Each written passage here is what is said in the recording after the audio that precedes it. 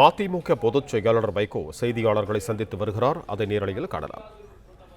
என்ற பெருமையையும் புகழையும் தேடி கொடுத்திருக்கின்ற திராவிட முன்னேற்ற கழகத்தினுடைய தலைவரும் முதலமைச்சருமான ஆருயிர் சகோதரர் மாண்புமிகு தளபதி ஸ்டாலின் அவர்களை மரியாதை நிமித்தம் நான் சந்திக்க வந்தேன். நேற்றிலிருந்து மண்டல வாரியாக செயல்வீரர்கள் கூட்டம் போடுவதை பற்றி நான் சொன்னேன். திருச்சி மாநாட்டை சிறப்பாக நாங்கள் நடத்த திட்டமிடுகிறோம். அதற்காக அனைத்து மாவட்டங்களின் செயல்வீரர்களையும் நான் சந்திக்க வேண்டும் என்று முடிவெடுத்து நேற்று தான் தொடங்கி வைத்தேன். ஒரு 2000 பேர் கலந்து கொண்டார்கள். 10 மணிக்கு தொடங்கி மாலை 4 மணி வரை நடந்தது. அதற்கு பிறகு பத்திரிகையாளர்களை பார்த்துவிட்டுத்தான் உணவருந்தவே போனேன். ஆகவே எங்களை பொறுத்தமட்டில் இந்த அரசுக்கு எதிராக எந்த கட்டத்திலும் எந்த பிரச்சனையிலும் ஒரு வார்த்தை, ஒரு கருத்து, விமர்சன கருத்தாக நான் வைத்தது இல்லை, வைக்கவும் மாட்டேன். அதே நேரத்தில் திராவிட முன்னேற்ற கழகத்திற்கு பக்கபலமாக இருப்போம் என்று தங்கள் தந்தையாரிடம், தலைவரிடம் அவர் இறுதி மூச்சு அடங்குவதற்கு சில நாட்களுக்கு முன்னர் நான் உறுதியளித்ததை மேடையிலேயே ஆமாம் நேற்று கூட சொல்லியிருக்கிறீங்க அப்படின்னு சொன்னார். சொல்லியிருக்கிறேன்.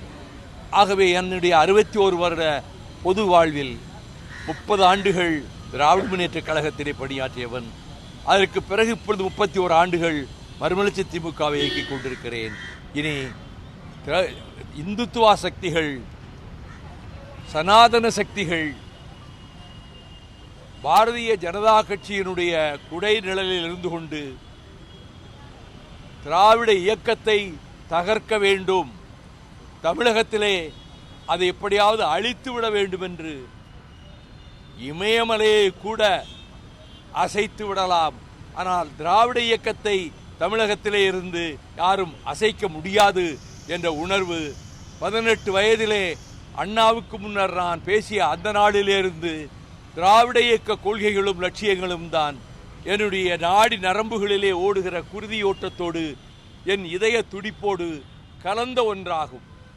அதனால்தான் கூட்டணியிலே அடல் பிஹாரி வாஜ்பாய் அவர்களும் அத்வானி அவர்களும் கேபினெட் அமைச்சராக நான் வர வேண்டும் என்று சொன்னபோது ஒரு காலம் முடியாது என்று சொன்னவன். அந்த கூட்டணியிலே அண்ணன் முரசொலி மாறனும் நானும் அந்த நேஷனல் அஜெண்டாவிலே கையெழுத்து போட்டிருக்கிறோம். அதிலே காஷ்மீரை பற்றி அந்த அஜெண்டாவிலே ஒரு வரி கிடையாது, வக்ஃபோர்டை பற்றி ஒரு வரி கிடையாது. மதச்சார்பின்மையை தன்மையை ஏற்றுக்கொண்டு உண்மையான மதச்சார்பின்மை காப்பாற்றப்பட வேண்டும் என்றுதான் அந்த நேஷனல் அஜெண்டாவிலே அவர்கள் போட்டிருந்தார்கள். நான் நாடாளுமன்றத்திலே அதை எடுத்து காட்டி என்ற பெட்டியில் எப்பொழுதும் இருக்கும் நேஷனல் அஜெண்டா. பிளே ஸ்டோர் மற்றும் ஆப் ஸ்டோரில் இருந்து பாலிமர் செயலியை QR கோடு மூலம் பதிவிறக்கம் செய்யுங்கள். செய்திகளை உடனுக்குடன் பெறுங்கள்.